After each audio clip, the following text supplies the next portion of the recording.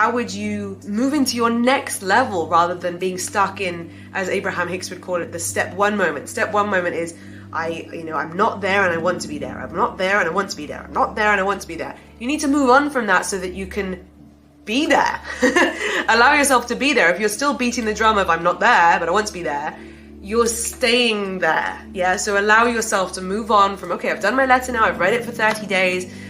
Cool. Let's start enjoying life. Let's start preparing in readiness for these things to come. Yeah. Feel free to have a look around my YouTube channel. I have many success story videos, either my own success stories or the success stories of you, people in my community who have written in telling me the success that's come from them writing these things down in this way.